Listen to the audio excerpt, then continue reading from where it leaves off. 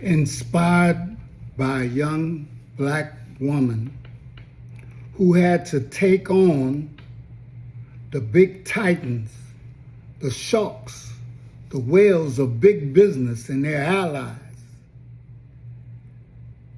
Hopefully, this may be a template to follow for American citizens and global citizens to get back what was taken from them. Because you see, they told us that justice was blind. They told us that the law protects the people.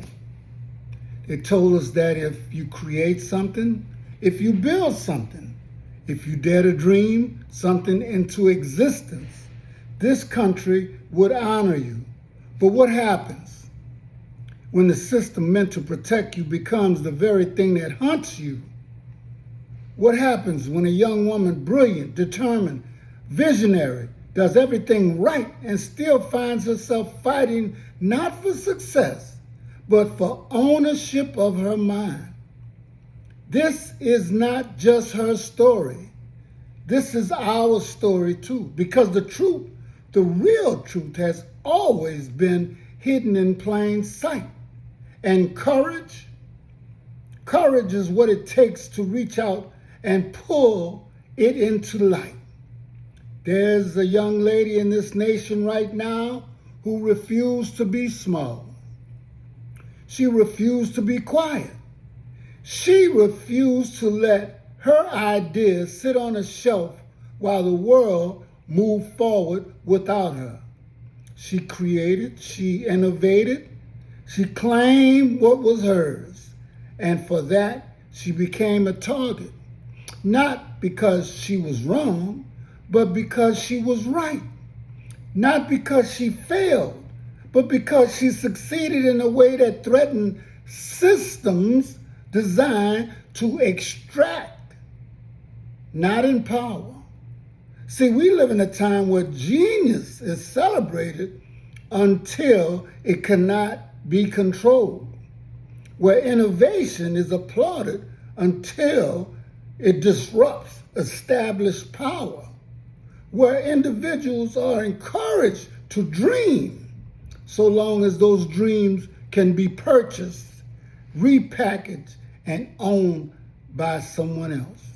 And when that doesn't happen, the machine activates. Predatory institutions, legal loopholes, corporate giants with endless resources, government bodies that look the other way, elected officials who forget who they were chosen to serve. All aligning, not always loudly, not always visibly, but effectively. This young woman found herself standing not just against a company, but against a culture that has normalized the quiet theft of brilliance, a culture that has made it acceptable to take from the individual and protect the powerful. But here's what they miscalculated. She did not break. She did not fold. She did not accept the role of a victim because she understood something deeper, something many of us are just beginning to see. Genius cannot be silenced. It cannot be ignored, delayed, stolen, nor erased. And every time someone stands up and says, no, this is mine, this is my work, this is my contribution to the world, they challenge a system that has thrived on quiet compliance. So this is not just about a trademark, invention, ownership of identity, ownership of thought, labor, legacy.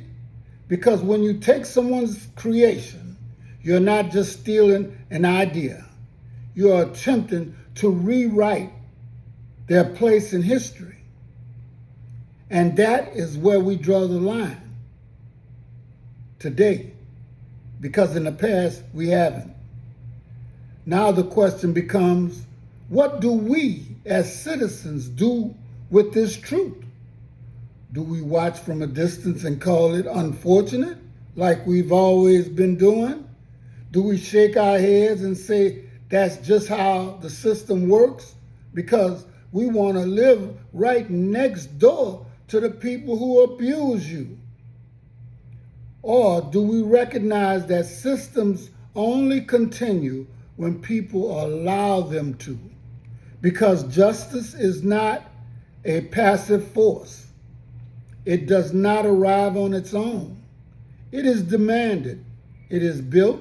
It is enforced by those willing to stand in uncomfortable spaces and say enough. So let this moment be more than a story. Let it become a blueprint for those who are tired of watching innovation be consumed by power, for those who believe that the law should serve the people, not the highest bidder, a blueprint for those to bring accountability to the titans of big business and the allies who shield them. Here's what that blueprint demands. First, awareness. We must see clearly what is happening, not the polished narrative, not the public relations campaigns, but the reality beneath it all, because you cannot fight what you refuse to acknowledge. Second, documentation. Truth must be recorded, protected, and preserved. Every step, every idea, every communication, because in a world where power manipulates narratives, evidence becomes your armor. Third, collective voice. One voice can be ignored. 1,000 voices, that becomes pressure.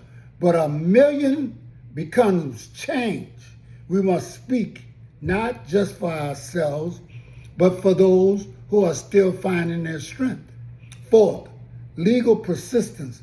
The system may be flawed, but it's still a battlefield, and those who seek justice must be prepared to engage it strategically, relentlessly, and without surrender. Fifth, economic awareness. Support matters. Where we spend our money, who we uplift, what we endorse, it all feeds into the system. We continue to empower those who exploit. We become part of the cycle. And finally, courage, because none of this works without it. Courage to stand alone when necessary. Courage to speak when silence feels safer. Courage to keep going when the weight of opposition feels overwhelming. This young woman embodies that courage. She reminds us that the fight for justice is not always loud. It is often fought in courtrooms, in documents, in quiet moments where a person decides not to give up. She reminds us that strength is not the absence of fear.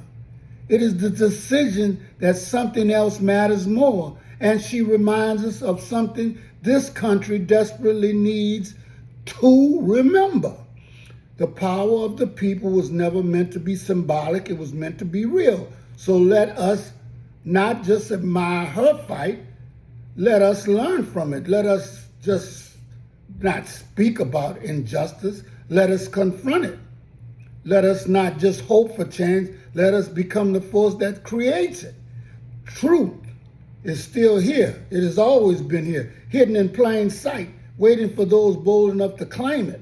And courage is rising, not just in one young woman, but in every person who refuses to let their voice, their work, their identity be taken without a fight. So the next time you hear someone say, that's just how it is, remember this moment. Remember her stand and ask yourself, if not now, if not us, then who? And if justice is ever going to mean what they told us it means, then we must be the ones who make it so.